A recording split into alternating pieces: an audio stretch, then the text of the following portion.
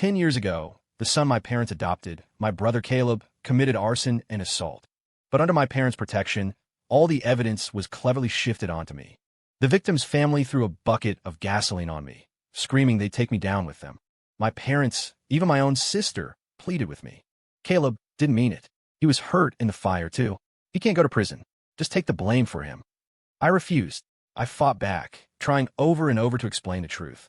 The next day, however, they all stood against me, becoming the witnesses who testified to my guilt.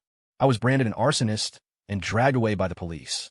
And my fiancée, Isabella Croft, the heiress to the Croft Corporation, was the architect of it all. To make sure I couldn't escape, she conspired with my family, personally ensuring I was sent to the high-security Blackwater Penitentiary, cutting off any chance of escape. Before they put me on the boat, she made me a promise. Leo, just endure it for 10 years. When you get out, I'll marry you. 10 years passed in a flash. Leo Vance, you're out. Be a better man. Look forward, don't look back. I took my tattered old personal effects from a guard and boarded the fishing boat sent to pick me up, a shabby vessel rented from a local fisherman. It was clearly the Vance family's way of keeping my release low profile. When we reached the Portman City Marina, I immediately spotted the familiar Maybach. The window rolled down slowly, revealing my fiancée, Isabella's face, so calm it was impossible to read. You suffered these past few years, she said, her tone flat, devoid of any emotion. I'll keep my promise. We'll get married. I didn't hold her gaze, just gave a quiet and got into the car. In the rearview mirror, I saw what I looked like now. Gaunt and haggard, with an ugly, glaring scar across my face that made me look menacing. Isabella noticed my wretched state. She was about to say something when her phone rang, interrupting her. The caller ID read Eleanor Vance. Seeing my mother's name, I felt no ripple of emotion, no anticipation. Leo, I'm so sorry. Something's happened to Caleb. My mother's voice was strained with anxiety. You know, the fire 10 years ago left him with severe psychological trauma. He has schizophrenia. The news of your return today triggered him. He's having hallucinations. Your father and sister are with him at the hospital, and I have to get over there right now. Watching Isabella hurriedly prepare to start the car, I knew this was coming. I saved her the trouble and opened the door, getting out. Isabella paused, her hand on the ignition. She looked at me, standing on the side of the road, and added, I'll have a driver take you to the house. 10 years in Blackwater Penitentiary. 10 long, agonizing years. I was caged, tormented, and every one of those thousands of miserable days and nights was a constant reminder. They didn't love me. 26 years ago, my mother and I got separated during a trip to a mountain resort. I wasn't found until I was 12. By then, all their care and attention were focused on their adopted son, Caleb. They barely spared me a glance. That included Isabella. 10 years ago, for Caleb's sake, they let me take the fall, stealing my entire life. I'd spent more than a decade begging for their love, like a stray dog. Now, I was finally done with the fantasies. I no longer had any desire to marry Isabella Croft. 2 hours later, I arrived at the Vance estate. It was the end of the year, and the house felt empty, with only the housekeeper and 2 maids on duty. The looks they gave me were filled with disgust and contempt. To them, I wasn't the young master they didn't accept. I was just the arsonist who brought shame to the Vance family. Sir, what happened 10 years ago was a big deal. Mr. and Mrs. Vance specifically instructed that you're not to go out for the time being. The family can't afford the embarrassment, the housekeeper said, his face a blank mask. We have a lot going on today, so I won't be able to prepare a room for you. Please make yourself at home. I glanced at the 2 maids lounging on the sofa, scrolling through their phones. I understood perfectly and didn't say a word. I get it, I replied faintly. The storage room in the attic. I had lived there for over a decade, and no one had ever cleaned it. This time would be no different. I pushed open the long unopened door, and a thick cloud of dust hit me, making me cough. But I was too exhausted to care if the room was clean. I collapsed onto the bed. As night fell, I vaguely heard my sister Chloe's voice outside the door. Why did you let Leo come back? It's all his fault. Caleb is triggered again. If anything else happens to Caleb, I swear I'll send him right back to prison and make sure he never gets out again. My mother sighed heavily, but said nothing. Then my father spoke. He's still a Vance, Chloe. He served his time. We can't just throw him out on the street. What if someone saw him and it got in the news? That would be an even bigger trigger for Caleb. Then what do you suggest we do? The hospital is cold and lonely. Caleb can't stay there forever. Chloe snapped, her tone full of impatience. She seemed to have completely forgotten that I was also her brother, her own flesh and blood. Then, my mother finally spoke. When Caleb comes home, just have Leo stay in his room. Tell him not to come out and be an eyesore. Even though I had no expectations left for them, hearing my own mother call me an eyesore still felt like a needle piercing my heart. A sharp, stinging pain. Just then, my phone buzzed. It was a call from Professor Du Bois from the Portman University Art Department. My child, my art boy.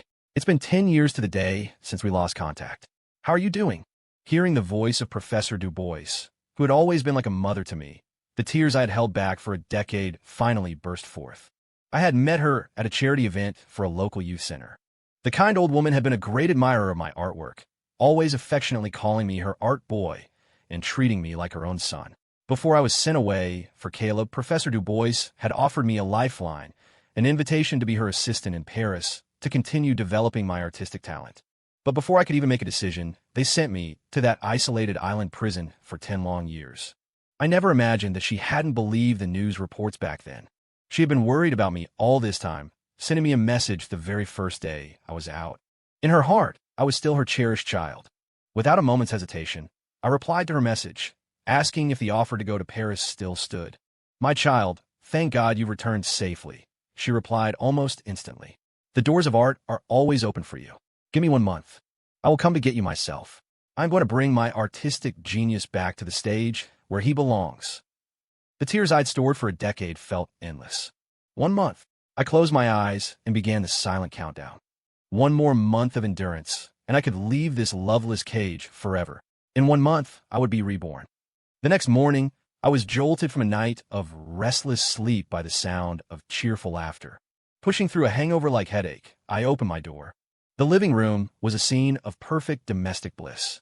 Caleb was back. He sat in the center of the sofa, looking sharp in a tailored white shirt, his face delicate and pale, like a prince holding court. My parents, my sister, and even my fiancée, Isabella, were all gathered around him as if he were the sun. My sister, Chloe, brought out a beautifully decorated cake. "Happy birthday, little brother," she said softly. "I took a baking class this year just for you. This is the first one I've made. I hope you like it." A chorus of voices rang out. "Happy birthday, Caleb." "Wow. Thank you, Chloe." "Thanks, Mom and Dad." "And thank you, Isabella."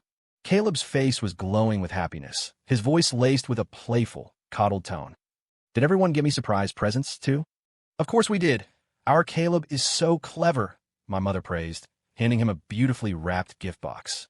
My father and sister followed, presenting their own carefully chosen gifts.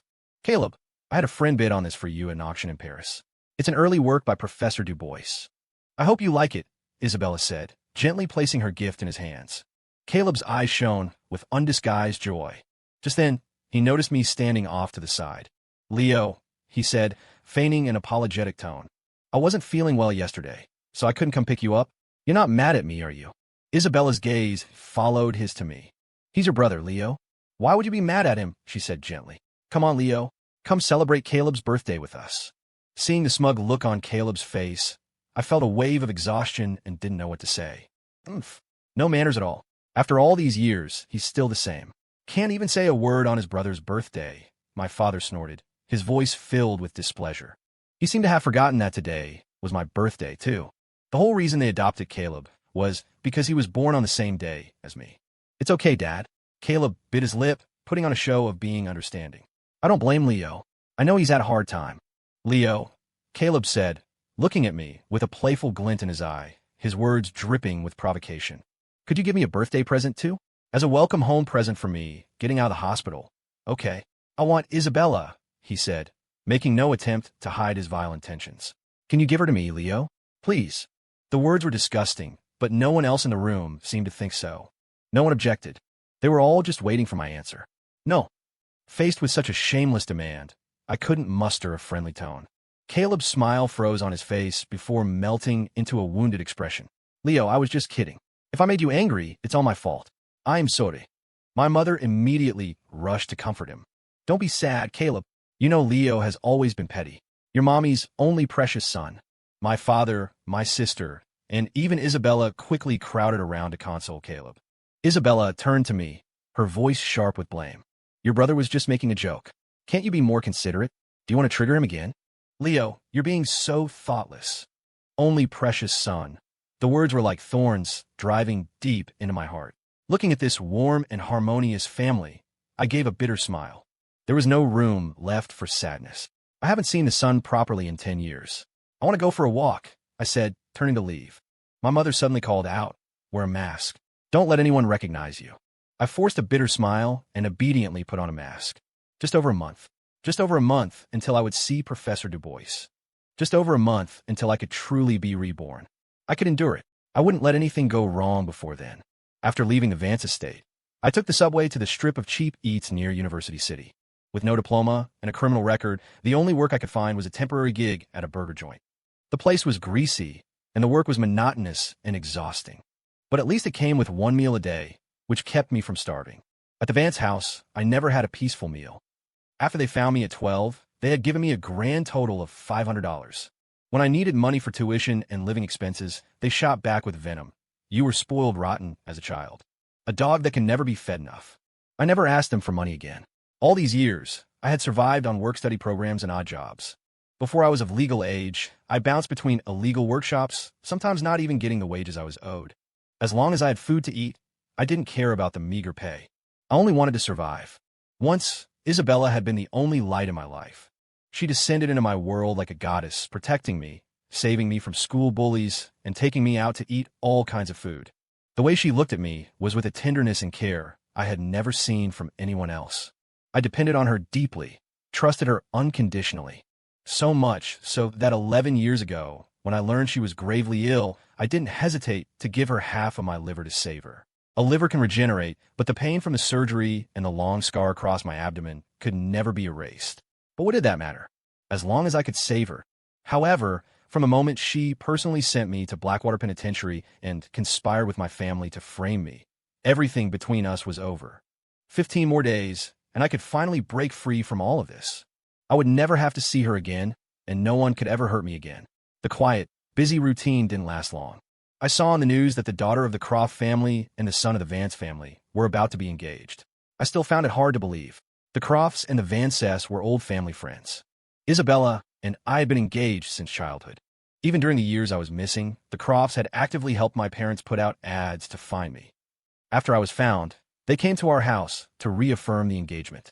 Over the years, Isabella had sworn her love to me so many times. I really knew I shouldn't believe her anymore. That night, I returned to the Vance estate to find the whole family sitting in the living room. My mother spoke first, her tone as casual as if she were discussing something trivial. "Leo, you're back. Good.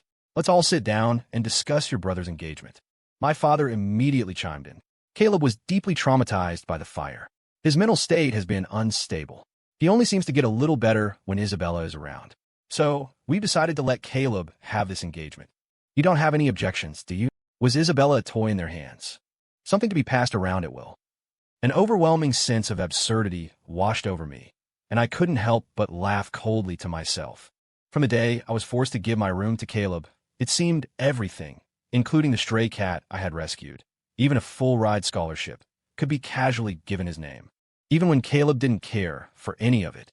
To this day, I still clearly remember bringing that poor little cat home, and the image of its broken body after Caleb was done with it. I clenched my fists, remaining silent for a moment before turning to Isabella. "You agree?" I asked, my voice calm. Isabella's eyes darted away, unable to meet my gaze. "It's the only way to help Caleb get better right now," she whispered. "Leo, you can understand, right? Since you've already made up your minds, why bother asking me?" I replied, my face expressionless, and turned to head back to the attic I could barely call a room. But my sister suddenly blocked my path.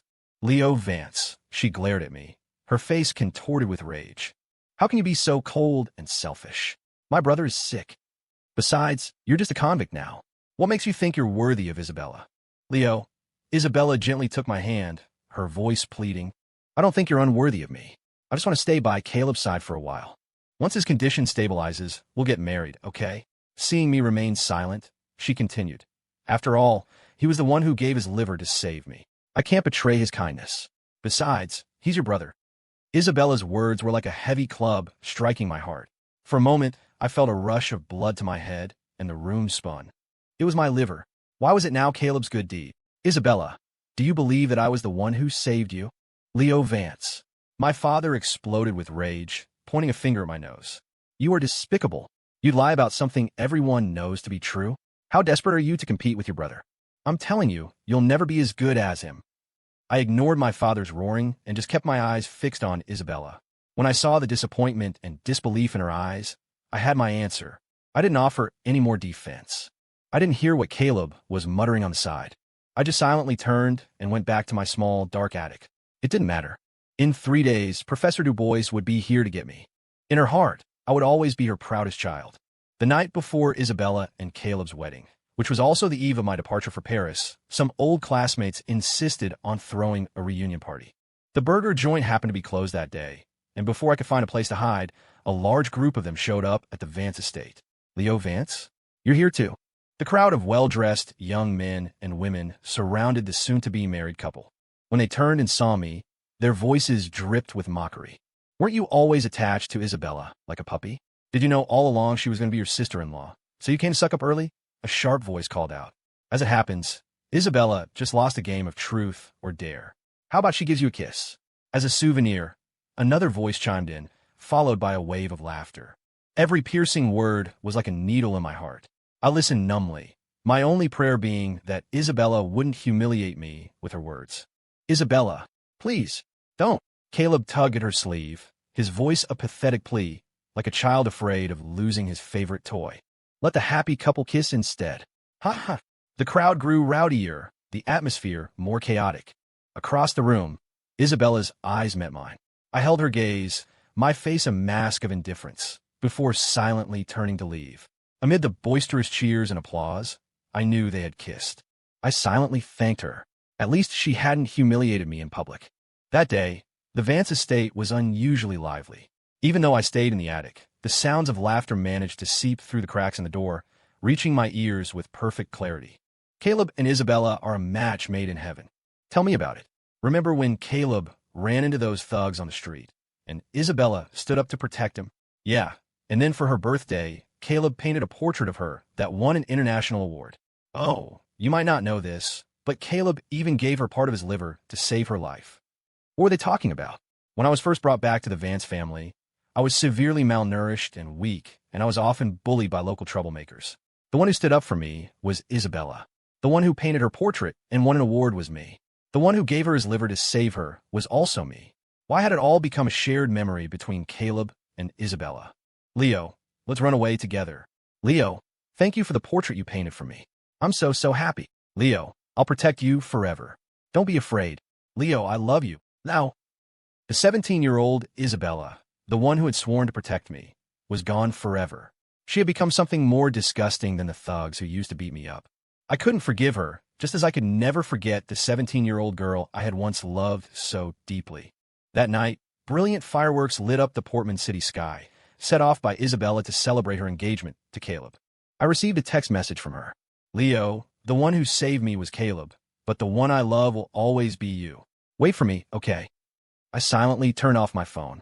I knew that tomorrow it would all be over. I went back to the attic and changed into my only set of decent clothes, my suit from high school graduation. I didn't want to look too pathetic when Professor Du Bois arrived. I sat down at the desk and slowly opened a journal. The yellowed pages documented the faint hope I once held for this family and its final, utter destruction. Mom and Dad finally brought me home. I have a sister and a brother now. I'm not an orphan anymore. They gave me this journal. I've decided to write in it every day to record my new life. There isn't a spare room ready yet. My brother had nowhere to stay after school, so Mom asked me to live in the attic for now and give him my room.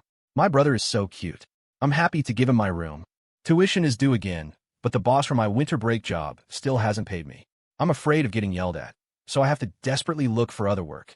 The last entry in the journal was dated April 2014, the month before I was sent to prison.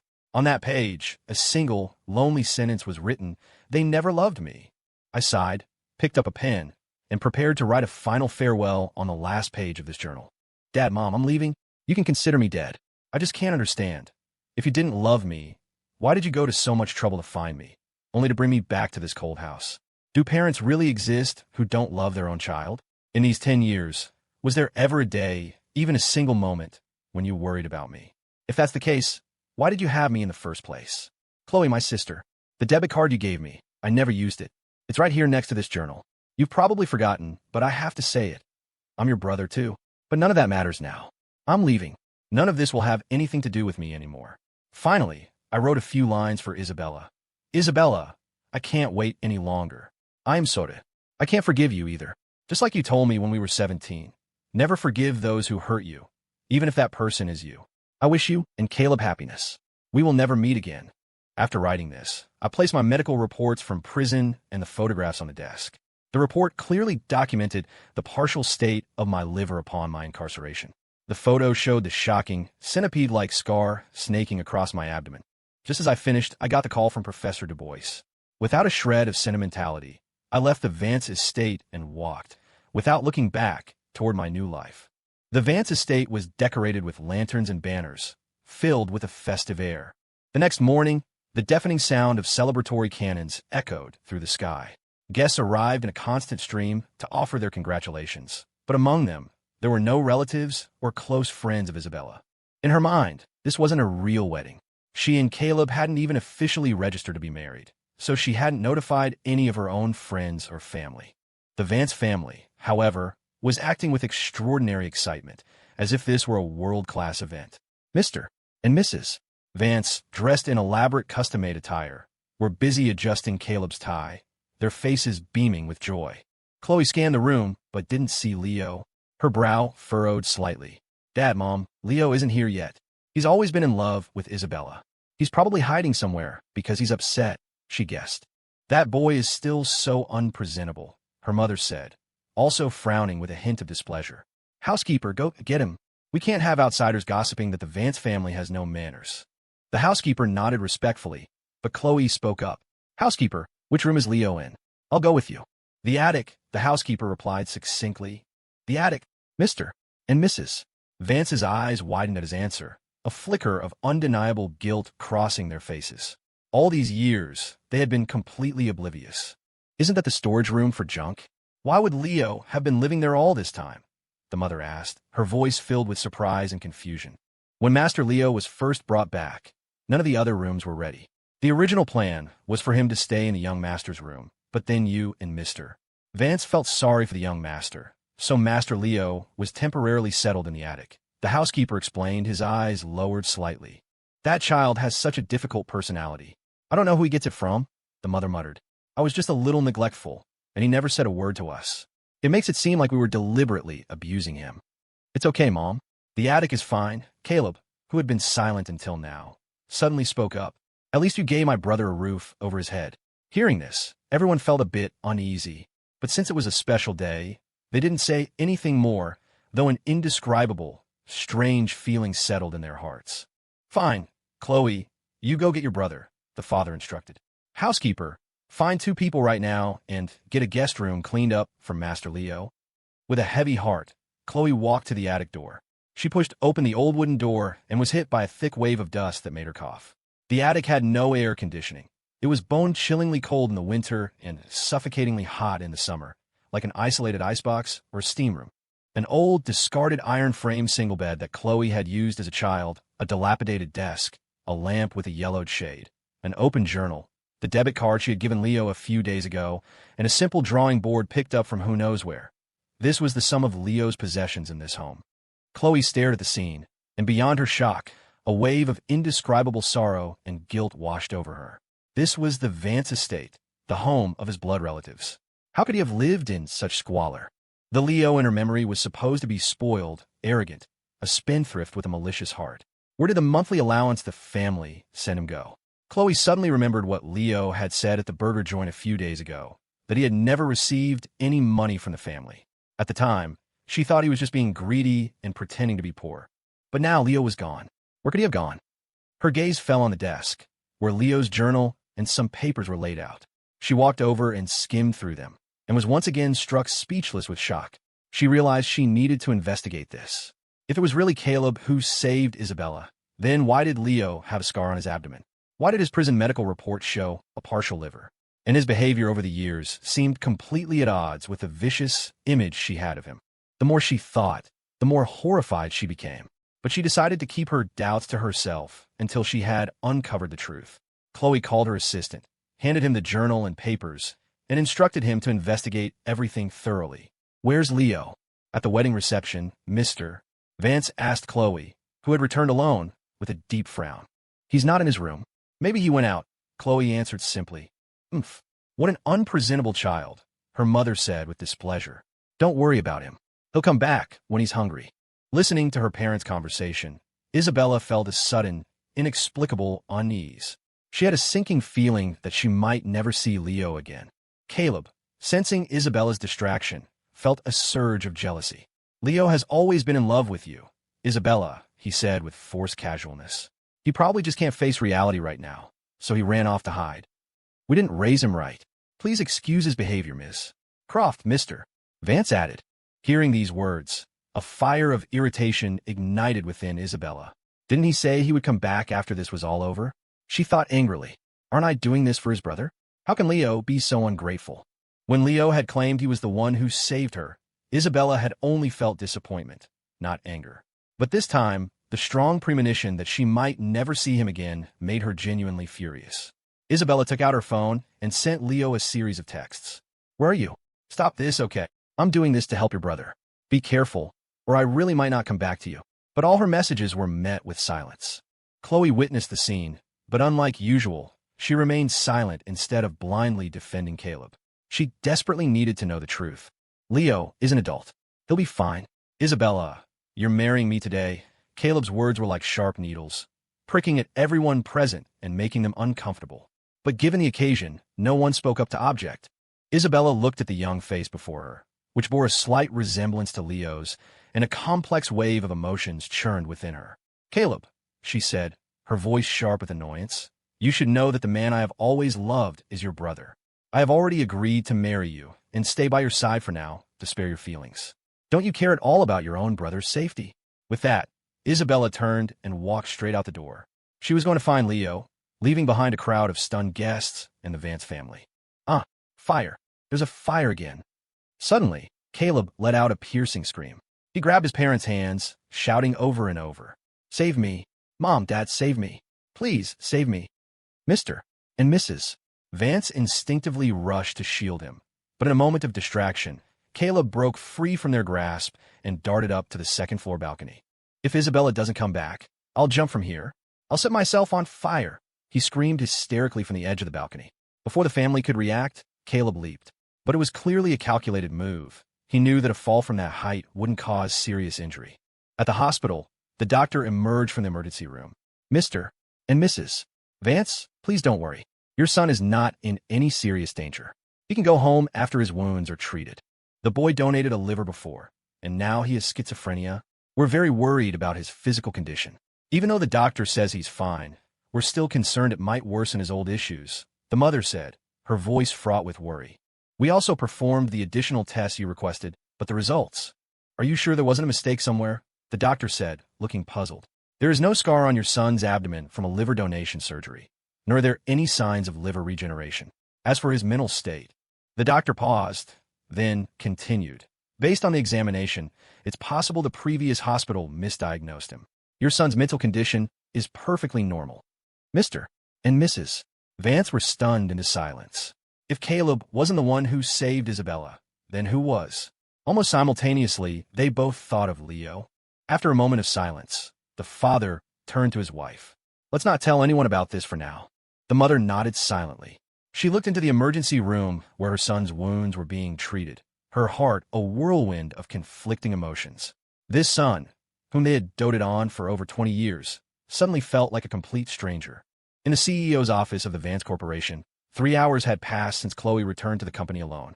As the eldest daughter, it wasn't difficult for her to investigate matters. An hour ago, her assistant had printed and organized all the findings and placed them on her desk. In addition to medical reports and records similar to the ones Leo had left behind, there were 2 pieces of security footage. One video recorded the entire process of Leo signing the liver donation consent form and being wheeled into the operating room. The other video documented scenes of Leo being beaten and abused by other inmates in prison. When she saw the moment a knife slashed across Leo's cheek, Chloe could no longer control her emotions. She covered her mouth, and tears streamed down her face. So that's where the horrifying scar on his face came from. That was her brother, her own brother.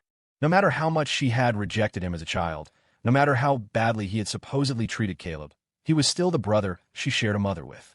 How could Leo have endured such inhuman treatment? And who would dare to bully a son of the Vance family like that? Weren't Isabella and their parents supposed to have taken care of everything? And why was Leo living a life of near starvation? Didn't the family send him money and supplies every month? Question after question swirled in Chloe's mind.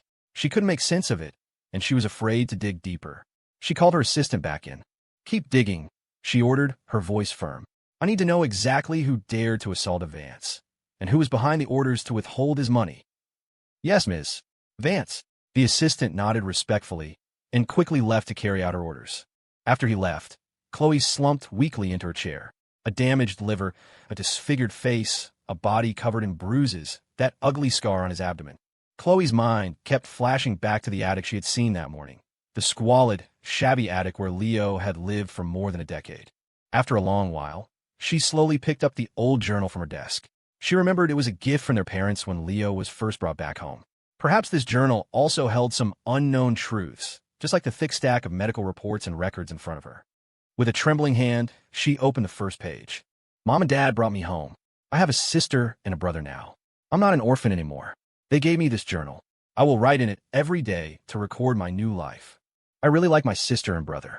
I want to play with them, but they don't seem to like me very much. Maybe it's just my imagination." 2 hours later, Chloe finally reached the last page of the journal. When she saw the words Leo had left for her, she could no longer remain calm. Tears welled up in her eyes. "Chloe's sister. The card you gave me, I never used it. It's right here next to this journal. You've probably forgotten, but I have to say it. I'm your brother too. But none of that matters now. I'm leaving here. None of this will have anything to do with me anymore. Sister." She whispered the word, tears blurring her vision. How could she have forgotten that Leo was her brother? What had she been doing all these years? If she had only harbored doubts and suspicions before, now, after reading the journal, she was certain. Everything pointed to an unbelievable truth. Brother. The thought that she had never once properly called Leo brother made Chloe want to slap herself. She only ever had one brother. That was Leo. How could she have forgotten something so important? Just then, a knock came at the door. It was her assistant, holding another thick stack of files. These documents detailed the masterminds behind the abuse and the withholding of Leo's money. All the evidence, both witnesses and material proof, pointed to one shocking name: Caleb. A chill slithered up Chloe's spine like a venomous snake. For over 20 years, Caleb had hidden himself so perfectly, his scheming so meticulous, it was terrifying. She knew she had to handle the situation with Isabella carefully. She understood Isabella's feelings for Leo, and telling her the truth rashly might make her lose control. But she had to tell their parents immediately.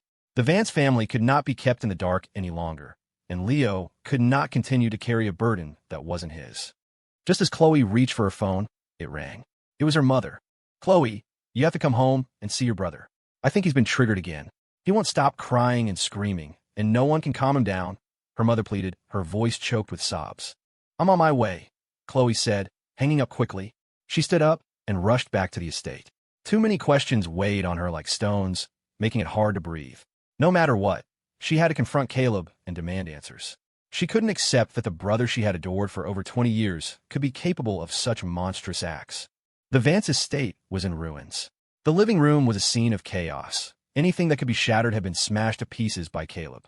Shards littered the floor, a perfect reflection of the family's fractured state. Her mother's eyes were red and swollen from crying, her face etched with exhaustion and despair.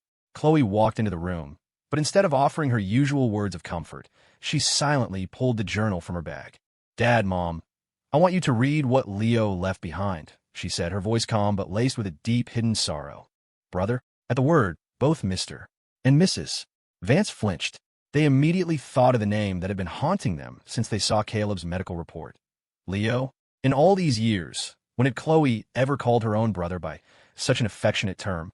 They looked up toward the stairs leading to the attic, the place where Leo had lived for more than a decade, and a wave of indescribable bitterness washed over them. Silently, they took the journal from Chloe's hands and began to read, word for word. Chloe's lips were pressed into a thin line, her gaze as sharp as a sword fixed on Caleb, who was still rampaging through the room. Watching his frantic state, she waited a long time before finally speaking, her voice trembling almost imperceptibly. "Caleb, The one who gave his liver to save Isabella. It wasn't you, is it? Her words struck Caleb like a bolt of lightning. He froze mid-motion, the expression on his face solidifying. Seeing his reaction, Chloe's heart felt as if it were being squeezed by a giant hand, and a metallic taste rose in her throat. An instinctive reaction is always the most honest. She remembered the line from the journal. You've probably forgotten, but I'm your brother, too. And a searing pain shot through her. Caleb, Chloe's voice cracked. What else have you lied to us about? Why did you intercept your brother's allowance? Why did you have people torture him in prison? Why did you lie and say you were the one who saved Isabella? Chloe's questions grew harsher and heavier with each sentence, draining the color from Caleb's already pale face. Chloe, what? What are you talking about? He stammered, his eyes filled with panic. By now, Mr. and Mrs. Vance had finished reading the journal. Chloe, what on earth are you talking about? We don't understand a word, her father asked, his brow furrowed in confusion. Chloe didn't speak. She just pulled out the medical reports from her bag, along with a thumb drive containing the security footage. If Caleb's medical report had only planted a seed of doubt, then seeing Leo's report and the two horrifying videos caused their world to crumble. The mother couldn't withstand the shock and collapsed in a faint. That monster! The father's eyes were bloodshot, his body trembling. He no longer had the capacity to deal with the still raving Caleb. He just sighed again and again, as if lamenting his own foolishness and blindness over the past 20 years. Just then, Isabella, who had been silent, walked in. She took in the chaotic scene, took a deep breath, and said in a calm, firm voice, I think, as Leo's former fiancée, I have a right to know the truth about all of this. Isabella had appeared in the living room at some point, her face ashen, like the sky before a storm. Behind her stood several well-built bodyguards, one of whom had a particularly menacing face. I learned that someone was abusing Leo in prison, she said coldly, her eyes sweeping over everyone in the room. I've brought the person responsible with me. Now, what are you all talking about? I think I have a complete right to know the truth. Seeing the man behind Isabella and hearing her words, Caleb's face turned deathly white. His lips trembled as he tried to defend himself. Isabella, what truth? What are you all talking about? Caleb, even now, you won't tell us the truth? Chloe felt her patience snap. How many things have you framed Leo for over the years? How many crimes did you make him take the blame for? Do you want to list them all one by one? As Chloe's words fell, Caleb stumbled backward, nearly falling. His eyes were red, but his face still held its usual pathetic, innocent expression. Chloe, you've always loved me the most, haven't you? He pleaded, trying to win her sympathy. Chloe let out an icy laugh. And have you forgotten that I only have one real brother? The words real brother stabbed at Caleb like a knife. His eyes widened in disbelief as he stared at Chloe's face. He started screaming, his body growing agitated, looking as if he was about to rush to the balcony and repeat his earlier drama. But this time, no one moved to stop him. They had all seen through his act. They knew a fall from that height wasn't fatal. He was just using it to get attention and sympathy. The father picked up Caleb's medical report from the table and fixed him with a cold stare. Are you done? He asked, his voice stern. I just want to know the truth. Caleb stopped moving. He looked at his father with tear-filled eyes, mumbling, Dad. Don't call me Dad. His father cut him off, his voice filled with disappointment and fury. Answer my questions. You don't have schizophrenia, do you? The one who gave his liver to save her wasn't you. It was your brother, wasn't it? For the last decade, you've been slandering your brother and having people torture him in prison, haven't you? Faced with his father's questions, Caleb covered his ears and shook his head frantically, trying to deny everything, but the disappointment in his father's eyes only deepened. Just then, Isabella, who had been watching coldly from the side, finally spoke. Chloe, she said, her voice like ice, give me Leo's medical reports. Chloe's hand trembled slightly as she handed the files to Isabella. Caleb slumped to the floor, completely defeated. A critical condition notice, CT scans, and scattered pathology photos. Isabella flipped through them one by one. The further she went, the darker her face became, and the fire of rage in her heart burned hotter. Arms, abdomen, back, thighs. Every visible inch of skin was covered in wounds, deep and shallow, horrifying to behold. These were the scars from the beatings and abuse Leo had endured in prison. Thinking of the hideous scar she had seen on Leo's face when she picked him up from prison a month ago, Isabella's heart surged with a fierce anger and pain. In an instant, she strode over to the collapsed Caleb, her eyes blazing with a sinister hatred. Tell me, she gritted out, her voice so cold it was chilling. What did you do? What did you do to Leo? Isabella completely lost her composure. Her eyes were bloodshot, and her heart felt as if it had been ripped into a million pieces, the pain so intense she could barely breathe. Caleb didn't answer anyone. He turned his head to look at his mother, who was just waking up on the sofa. "Mom, it hurts," he whimpered, seeking her protection. But his mother turned her face away, unable to look at him, her eyes filled with disappointment and grief. His father pounded his own chest in anguish. "How could you be so cruel? Did you ever think that what you did would make us live with regret and pain for the rest of our lives?" Caleb just looked at his father and mumbled, "Dad, didn't you say you only loved me?" "You monster," his father roared, his voice thick with anger and sorrow. "Ha!" Seeing there was no way out, Caleb suddenly burst into laughter, a sound filled with despair and madness. "I just wanted Leo to die. That's all. Caleb, Thorn." Isabella's voice sounded as if it were being squeezed from the depths of her soul, filled with a rage and hatred so profound she wanted to tear him apart. Just then, the father's voice cut through her fury. "Isabella," he said heavily, "my dear, I will give you an explanation. But before that, Leo left some words for you." Isabella numbly took the journal from him, her hands trembling as she slowly turned to the last page. Leo's neat handwriting filled her vision. "Isabella, I can't wait any longer. I am sorry. I can't forgive you either. Just like you told me when we were 17, never forgive those who hurt you, even if that person is you. I wish you and Caleb happiness. We will never meet again." So, he wasn't just being difficult. He wasn't throwing a childish tantrum. He had truly left forever. And here she was, arrogantly thinking they still had a future, that they could go back to the way things were. Isabella clutched the journal to her chest. She tried to remember what she had promised Leo when they were 17. Leo, the 17-year-old Isabella, would never forgive the Isabella who hurt you now. "You did the right thing, Leo. Don't forgive her." And just then, under the watchful eyes of everyone present, the woman who was once Portman City's most celebrated golden girl, the proud, confident, radiant heiress to the Croft fortune, revealed an expression of utter heartbreak. Tears, like pearls from a broken string, streamed from her eyes, tracing paths down her perfect cheeks, crystal clear and filled with unbearable sorrow. "Isabella, Caleb started to say, try to explain. Isabella didn't want to hear his voice anymore. Her heart was filled with rage and disappointment, her tone turning impossibly cold. "You had everything. Everyone favored you. Even after Leo came back, everyone still put you first. What more could you possibly want? What about you? You love him." Caleb shrieked, grasping at what he thought was a lifeline. "Isabella, what did you do after Leo came back?" he demanded. "Don't forget, the one I was engaged to from the very beginning was always Leo." Isabella shot back, her brow furrowed. "I always treated you like a little brother. The person I love is Leo, but when did I ever give you less affection? It was because you were Leo's brother that I cared for you even more." "Ha ha ha." Caleb's laughter grew more frantic, filled with mockery and bitterness. "Because you loved him, you cared for me more? What a ridiculous reason. And what did you do, my dear Isabella?" he questioned, enunciating every word. "You sent him to prison, you kissed me, and you set off a city's worth of fireworks for me. You say you love him?" he repeated, his voice dripping with contempt. Slap. The father, his eyes red, struck Caleb across the face. It was the first time in over 20 years he had ever laid a hand on him. "Mom, Dad, Chloe, what about you? Leo isn't dead." Caleb clutched his face, screaming hysterically. "That's right. I'm the one who cut off his money. I'm the one who framed him. I'm the one who paid people to torture him in prison." He admitted to everything. "But how innocent are you?" he raged. "Didn't you all choose to look the other way, to tacitly approve? Didn't you help me forge the evidence to send him away? He's missing now. Isn't that better? Just pretend I'm your only real son, your only real brother. Isn't that what you always wanted? Didn't you always say I was your only precious son?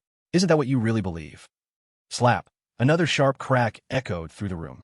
This time it was his mother. "Shut up." Her lips trembled as she pointed at Caleb, her voice filled with rage and finality. "We only have one biological son, and his name is Leo. From this day forward, you are no longer a son of the Vance family. What we owe Leo, we will try to repay, and what you owe him, you will repay too." Outside the Vance estate, police sirens suddenly pierced the night. A massive press conference was held, and the scandal of the Vance family's adopted son framing their biological son instantly became the top headline on every news outlet. Mr. and Mrs. Vance were condemned and vilified online. Poor judges of character, fools, abusers. The labels stuck to them, bringing them unbearable shame. But in their hearts, they knew their sins ran far deeper than that. Meanwhile, Professor Du Bois and I were on a flight to Paris. During a layover, I happened to catch a glimpse of the news report. I was slightly surprised, but my heart was strangely calm, without a single ripple. "My child, are you planning to forgive them?" Professor Du Bois asked softly, respecting whatever decision I made. I shook my head. Right now, all I wanted was to cherish this hard-won family bond with her. Blood isn't the only thing that ties a family together.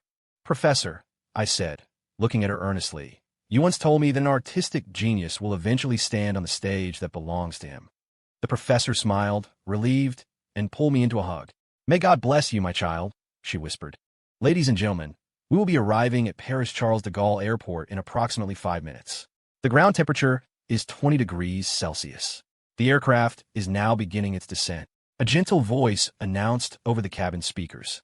I pushed the nightmarish memories, along with the irrelevant press conference, to the back of my mind. Through the window, the sky was a pure, endless blue, and my mood brightened with it. Paris. I was here to start a new life. "Mama." A clear, childish voice called out. A little girl ran and threw herself into Professor Du Bois's arms. The professor caught her securely, then turned and pointed at me. "Sophie, this is Mr. Zhao." The girl was small, with healthy, sun-kissed skin and a sprinkle of cute freckles across her face. She looked to be about 12, the same age I was when I first arrived at the Vance household. "Hello, I'm Alex Zhao. You must be Sophie," I said with a smile, watching the heartwarming scene. "Yes, Uncle Alex." Sophie's smile grew even wider. "Mama said a super talented artist who can also cook delicious Chinese food was coming. This is awesome." Sophie looked me over curiously and then suddenly declared, "Wow, you're so cool." I paused, instinctively touching the scar on my face. "So cool. Sophie likes you a lot," she continued, her voice full of innocent admiration. I couldn't help but laugh. It had been a long time since I'd felt such pure, simple kindness. I reached out and gently ruffled her hair. "Sophie is very pretty, too. I like you, too," I replied with a smile. "How about I make you some Chinese food?" "Yay!" Sophie cheered with delight. I had come to Paris as an immigrant, and during the process, I was able to update my name. My new identification would show no record of my previous one. All my official documents now read Alex Zhao. The past was completely and utterly erased. Besides the professor and her family, no one would ever know the connection between Alex Zhao and Leo Vance. Everything was just beginning. My future was full of hope and light. For the next few years, Professor Du Bois helped me enroll in professional courses at the Portman University of the Arts, and the name Alex Zhao gradually became known to more and more people. I was finally standing on my own stage, beginning to shine. Back in Portman City, it was the dead of winter. Whenever Isabella closed her eyes, the gaunt, frail image of Leo and the shocking scars on his body would appear in her mind. In her dreams, Leo's face was a mask of cold indifference, sometimes even deep hatred. Isabella's heart ached so much she could hardly breathe. She would reach out her hand in vain, wanting to touch him, to explain, to apologize. "I know the truth now. I know everything. I was wrong. I really know I was wrong," she would murmur over and over in her sleep. But Leo remained unmoved, the bleeding wounds on his body answering for him, silently accusing her of her crimes. The scene would suddenly shift back to when they were 17, under the shade of a sycamore tree. Sunlight filtered through the dense leaves, casting dappled shadows on the ground. A gentle breeze carried a fresh scent through the air. "Leo, no matter what anyone says, I will always be on your side. I love you, Leo. I will spend my entire life protecting you. I'll never let you get hurt again." Isabella would jolt awake from a dream, her face already streaked with tears. Outside, it was still the dead of night. Just then, the phone on her nightstand rang. It was her assistant, Ms. Croft, the younger Vance's son. "He's gone insane in prison," the assistant said urgently. "Trying to escape justice by feigning madness?"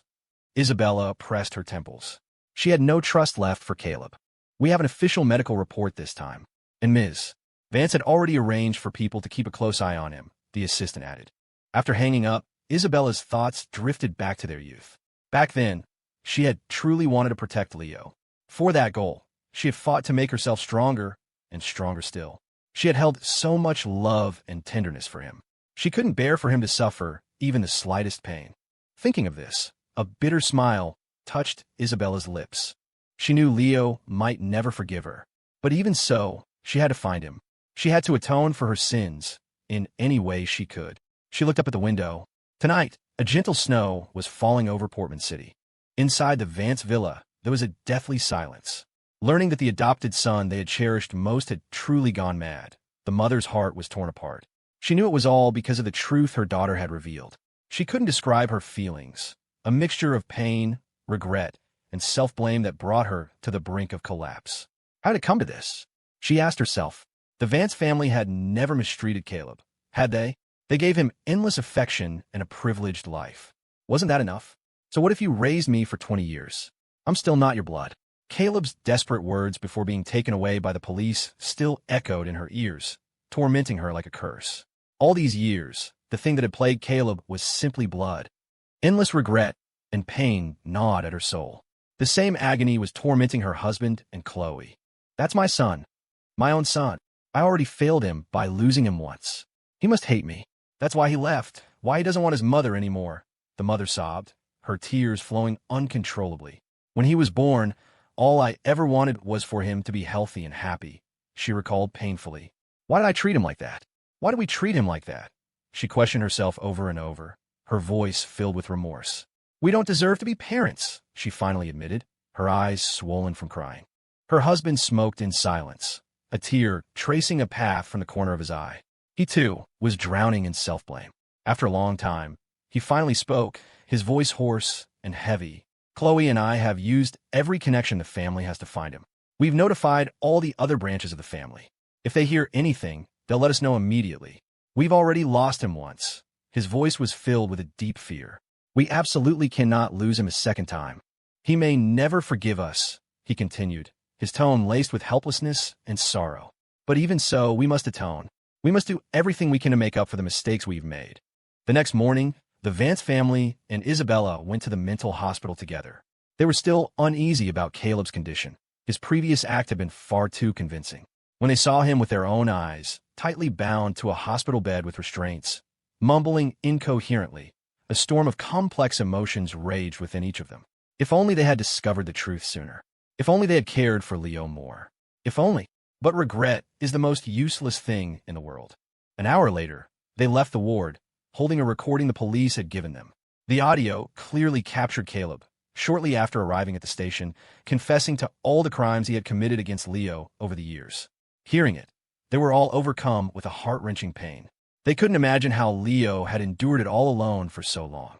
Chloe had only used a fraction of Caleb's own tactics against him, and he had completely shattered. So what about Leo? What incredible strength had sustained him through such immense suffering and torment? It hadn't snowed in Portman City for many years. Isabella held out her hand, and a cold snowflake landed in her palm, instantly melting into a drop of water. She looked up at the gray sky and whispered, Leo, I was wrong. Where are you now? Paris, the city of romance, became the starting point of my new life. Professor Du Bois and her family warmly invited me to live with them. To outsiders, it seemed their family had gained a mature, stable older son, and Sophie had gained a doting older brother. The window in my room faced the beautiful Seine River. Every evening, the setting sun would cast a slanted glow, coating the river's surface in a sacred and serene gold, a beauty that was breathtaking. Alex, the professor said to me one day, they're still looking for you. They've been searching for 7 years now. It's okay, Professor, I replied calmly, shaking my head. They're looking for Leo Vance, not Alex Zhao. Ha ha, and Alex Zhao doesn't know them. She laughed heartily, then clapped me on the shoulder. Keep moving forward, Alex. Don't look back. Over the years, I threw myself into my studies and creative work. I not only completed all my coursework and earned my degree, but my artwork was also honored with an exhibition at the Louvre. I gradually became a minorly famous international artist. The Vance family had once dismissed me, claiming I had no artistic talent and that missing out on art school was no loss. Their scornful faces were once a recurring nightmare. But now, none of that mattered anymore. The Du Bois family treated me as their own, and I had long come to see them as my family. The love I had once desperately begged for and never received now enveloped me completely, making me feel a warmth and happiness I had never known. I was truly no longer an orphan. I even had an adorable, innocent little sister. On my birthday this year, I stood before the mirror and studied my reflection. With the help of the Du Bois family, the The scar on my face had been professionally treated. While it couldn't be completely erased, it had faded to the point where it was barely noticeable unless you looked closely. However, the long scar on my abdomen, the one from saving Isabella's life, was still there, a hideous reminder of a painful past. I got my art supplies and carefully sketched the scar, using my brush to record the struggles of my past life. Then, I picked up Sophie's favorite purple paint and gently brushed it over the scar on the canvas. Miraculously, as the purple spread, the ugly scar began to disappear, replaced by a blooming iris, elegant and noble. Legend has it that the iris possesses powerful healing properties, allowing one to remember the beauty and strength of love. I am eternally grateful to Professor Du Bois, her husband, and the lovely Sophie. They opened their hearts and invited me to become a part of their family, allowing me to once again feel the warmth of a home and the power of love. After so many years, I finally remembered the true meaning of love. I walked into a tattoo parlor, looking at the reflection of the skinny, sallow boy who was once Leo Vance. Constantly begging for love, I said a silent goodbye. From now on, a beautiful iris would bloom on my abdomen, a companion that would witness my new, hopeful life. The following year, I returned to Portman City as a Chinese-American artist to hold a solo exhibition and was invited to give a lecture at the Portman Arts Institute. When I met the event coordinator, we both froze. It was Isabella. Though I had completely cut ties with my past over the years, trying to forget everything, seeing her again still sent a pang of indescribable pain through my heart. Mr. Zhao, this is the chairwoman of the Vance Corporation, Isabella Croft, my assistant introduced us. So it was true. 8 years, and she had gone from Junior Miss Croft to Ms. Croft. Leo, is that you? Isabella's eyes were filled with shock, which was quickly replaced by a storm of pain and complex emotions. Mr. Zhao, do you two know each other? My assistant asked, flustered. I gave her a small smile, then turned back to Isabella and extended my hand. You must have me mistaken for someone else. My surname is Zhao, Alex Zhao. It's a pleasure to meet you. Thank you for overseeing this event, Ms. Croft, I said, my tone calm and distant. Isabella stared for a moment, then shook my hand, a look of disappointment on her face. I'm sorry, Mr. Zhao. I mistook you for someone else. Please forgive my rudeness, she said softly, but I could clearly see the deep-seated pain and disappointment in her eyes. After all, we had spent over a decade together. I knew her better than I knew myself. After some brief professional pleasantries, I was taken to a villa where I would be staying. After dinner, there was a knock at the door. I opened it to find Isabella standing there.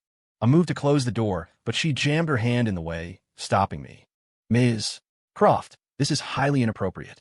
If you don't remove your hand, I will call the police, I said coldly, my voice a clear warning. Or are you planning to use your old tricks and have me sent back to prison again? I deliberately used the word prison to provoke her. The usually composed Isabella broke down at the word. Tears streamed down her face. Now, I know it's you. I really know it's you, Leo. She sobbed. Leo, I was wrong. I really know I was wrong. I know the truth about everything now. She continued, her voice thick with regret. I looked coldly at the woman, crying like a child before me, feeling no pity. She could never again overlap with the girl who made promises to me under the cherry blossom tree. I am Alex Zhao. Leo Vance is dead, I said, my voice like ice, each word a dagger. Weren't you and the Vance family the ones who killed him? I truly didn't want to see her again. I was even starting to regret coming to Portman City. I am sorry, Leo. I know I wronged you. I don't expect you to forgive me, Isabella cried. Just let me do something to atone, please, she begged. Listening to her, my head throbbed with an overwhelming sense of weariness. You don't need to apologize again. You already did that this afternoon when you mistook me for someone else. I cut her off coldly. How do you plan to atone? Give me my liver back? Or perhaps you'd like to spend 10 years in prison. I continued, my voice dripping with ice. Okay. Hearing my words, Isabella's face went deathly pale, but she agreed without hesitation. Before I could react, she pulled a sharp fruit knife from her coat and plunged it into her own abdomen. The sound of the blade piercing flesh was sickeningly clear. I was stunned. Are you crazy? I yelled, catching her as she swayed and quickly wresting the knife from her hand, throwing it aside. But a long gash was already carved in her stomach, blood pouring out. Warm blood splattered on our faces. For some reason, I was suddenly reminded of the cherry blossom season all those years ago. We were lying under the trees, pink petals drifting down onto our faces, gentle and beautiful. It was as if time had folded in on itself, Only now the falling petals were Isabella's crimson blood, stinging my eyes. "My dear son, are you okay?" At that moment, my parents and sister, who had been waiting nearby, rushed over, screaming in panic when they saw the scene. "Call 911. Isabella's hurt." I ignored my parents' term of endearment and shouted at them. The ambulance arrived quickly and rushed Isabella to the hospital. My sister went with the police to give a statement, leaving me alone to face the parents I hadn't seen in years. After everyone else had left, my parents suddenly dropped to their knees in front of me. I quickly stepped aside and reached out to help them up. "Mr. Vance, Mrs. Vance, you are my elders. This is inappropriate," I said, my voice distant. At my formal words, both of their bodies stiffened. They stood up immediately. "We're sorry, Leo," my father said, his eyes red and his voice choked with emotion. "It was thoughtless of us. We just wanted to apologize to our child, as ordinary parents," my mother added, her voice full of guilt and pain. I remained silent, just watching them. Seeing no response, my father took a deep breath. "Leo," he continued, his voice pleading, "if you're willing, you can have all the shares of the Vance Corporation." My mother pulled a property deed from her bag. "Leo, you wrote in your journal that you love the ocean. I bought this seaside villa especially for you." I pushed everything they offered back toward them, my face blank. "The room I live in now has a view of the beautiful Seine River. I prefer the Seine at sunset," I said flatly. "I don't need anything from the Vance Corporation. I already have a wonderful family that treats me very well. I don't need Mr. and Mrs. Vance to worry about me." My tone was full of distance and rejection, thinking of the countless times I had begged for love from the couple standing before me, only to receive humiliation and indifference. A wave of grief and sorrow surged from the bottom of my heart, and tears finally fell. "You humiliated me countless times," I said, my voice breaking. "You ignored me, disbelieved me, and even let Caleb torture me at will. In high school, I read Shakespeare. I read King Lear." I continued, my voice trembling. "It's about a father who favors his two wicked daughters and banishes the one who truly loves him. Do you know how long I cried when I read that story? I don't believe his daughters were truly repentant at the end, and I don't believe Lear could ever truly forgive them. Just like I can't forgive you. Apologize? The only thing you can do is admit that Leo Vance is dead, that you killed him together." I looked at them, my voice full of finality and grief. "And then, you will disappear completely from my life." By the end, I was sobbing, tears blurring my vision. My parents just stood there, speechless for a long time, silent tears streaming down their own faces. "Mr. and Mrs. Vance must be tired. If there's nothing else, you should get some rest," I said, dismissing them, my voice cold and distant. My mother gave a sad smile and nodded. "We're fine. You should get some rest, too. Take care of yourself." She paused, then added, "Please give our regards to your family now." I gave a slight nod, then closed the door without hesitation, shutting them out of my world forever. My assistant informed me that Isabella's injuries were not life-threatening. I simply nodded to acknowledge the news. The art exhibition was set to open tomorrow, and with Isabella, the primary liaison, suddenly hospitalized, the event partner promised to assign a new one quickly. They said the new contact person would visit me today. Just then, the doorbell rang. It must be the new liaison. I opened the door and was hit with a headache, a wave of indescribable and complex emotions washing over me. I never would have expected that the new liaison standing outside would be my sister, Chloe. "Brother." Chloe was carrying several bags of fruit and supplements, calling out to me as she pushed her way into the house. I didn't expect the new liaison to be the vice president of Vance Corp. "What a pleasure," I said, forcing a slightly distant smile. My resentment and hatred for this sister weren't particularly deep. She had been sheltered her whole life, living in an ivory tower, possessing a certain naive kindness. But that didn't mean I could easily forgive her past neglect and indifference. "Brother, I'm sorry." Chloe's face was etched with apology and guilt. "Mom and Dad told me everything yesterday. They really want you to come home. But," she continued, her voice catching, "I know you have a good life now, and it's understandable that you don't want to forgive us." "I'm so sorry, brother. It was my fault. I'm so sorry," she repeated, over and over. "Don't worry. Caleb is no longer part of the Vance family. He was sent to prison, and he later went mad." Chloe chattered on and on. I just nodded non-committally, accepting the fruit and supplements. We briefly discussed some work-related matters for the exhibition, and then I politely showed her out. 8 years, and she had become so talkative. The thought felt strange. In the following days, aside from occasionally seeing Chloe at work-related events, no one else from the Vance family, including Isabella, bother me again. However, a steady stream of various gifts continued to arrive at my villa. At first, I returned them one by one, but eventually I grew tired of dealing with it and just let my assistant handle them as she saw fit. As for Caleb, I visited him once at the mental hospital. He couldn't recognize me at all. He was strapped to the bed with restraints, his body covered in scars, new and old, deep and shallow, just like the torment I had endured in prison. I didn't stay long. The shocking wounds only brought back nightmarish memories. A month after returning to Paris, I received a message from my assistant. My painting, Cherry Blossoms and Blood, had been bought by an anonymous buyer for an extremely high price. I knew exactly who bought it. Only Isabella would do something like that. I returned the overpaid portion of the money to her, and then put the matter out of my mind. On a quiet Christmas Eve, I was happily decorating the Christmas tree with Professor Du Bois's family. A news report about the Vance Corporation suddenly came on the television. They were announcing a new satellite launch. It was a charitable project.